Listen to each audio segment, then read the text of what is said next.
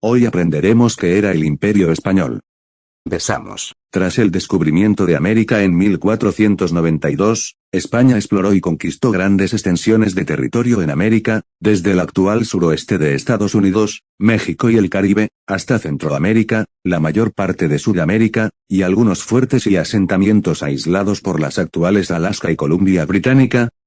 Todos estos territorios se integraron en la Corona de Castilla y, más tarde, como reinos de la Corona Española. Inicialmente se organizaron en dos virreinatos, el de la Nueva España y el del Perú. Con el descubrimiento y asentamiento en varios archipiélagos del Pacífico a finales del siglo XV, se incorporaron al imperio las Indias Orientales Españolas, formadas por las Filipinas, las Marianas, que incluían Guam, la porción norte de Formosa, y las Carolinas, que incluían las Palaos, bajo la jurisdicción de la Nueva España. Más tarde, en las porciones norte y sur del Virreinato del Perú se crearon los de Nueva Granada y del Río de la Plata, respectivamente. En Europa, el imperio incluía los Países Bajos, territorios en Italia, principalmente el milanesado y los reinos de Nápoles, Sicilia y Cerdeña, y otras posesiones como el Franco Condado y el Rosellón, en la actual Francia.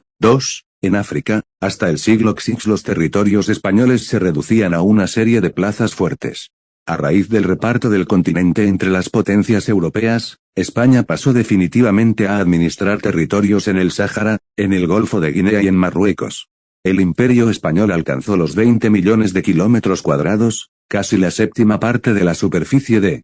las tierras emergidas del planeta, a finales del siglo III-IV, aunque algunos autores, como el historiador Raymond Carr, señalan que uno de sus periodos de máxima expansión es el comprendido entre los años 1580 y 1640, durante los reinados de Felipe I, Felipe III y Felipe IV, periodo en el que tuvo lugar la unión dinástica con Portugal, considerada una conquista española por un amplio número de historiadores. Símbolo carlista o tradicionalista editar en la Guerra Carlista de 1833, 1840, la borgoñona aún seguía siendo la bandera del ejército español, o sea, de las fuerzas regulares liberales. El ejército no adoptó la rojigualda hasta 1843, no siendo empleada por las tropas del bando carlista. Después de la citada unificación de banderas en 1843, surgió un estandarte militar híbrido con una pequeña aspa borgoñona en la franja amarilla central de la rojigualda, normalmente debajo de un escudo redondo con los cuarteles de Castilla y León. Hacia 1923 dichas aspas borgoñonas de las rojigualdas del ejército empezaron a ganar en tamaño, superponiéndose a las franjas rojas superior e inferior, lo cual obligó a recurrir a diferentes matices de rojo. Aunque algunas unidades carlistas sí llegaron a utilizar el aspa en la Primera Guerra Carlista de 1833 cuando era solo un distintivo de las enseñas de infantería, artillería e ingenieros, sin connotaciones ideológicas aún, y en la Tercera Guerra Carlista de 1872 probablemente el sotuer borgoñón solo lo usaron las fuerzas gubernamentales, normalmente en la franja amarilla de las rojigualdas, aunque algunas unidades mantuvieron sus banderas del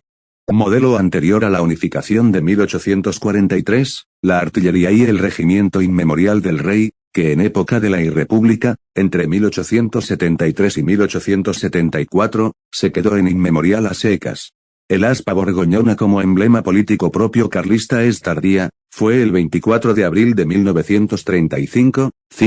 en época de Manuel Falconde, coincidiendo con la reorganización del Requeté, por aquel entonces un grupo paramilitar clandestino, siendo utilizado posteriormente por regimientos tradicionalistas y requetés carlistas durante la Guerra Civil Española dentro del bando. La Cruz de Borgoña o aspa de Borgoña es una representación de la Cruz de San Andrés en la que los troncos que forman la cruz aparecen con sus nudos en los lugares donde se cortaron las ramas. Enseña de los ejércitos del Imperio Español.